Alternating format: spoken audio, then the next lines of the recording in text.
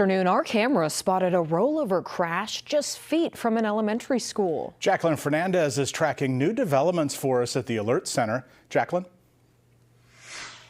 Brian, Aaron, this crash happened right in the front of Druid Elementary School specifically. No word on any injuries at this time, but we do want you to take a look at this video. So we're going to show you this video and you can clearly see this car flipped on its side. Another vehicle down the street had some damage right there to the front bumper.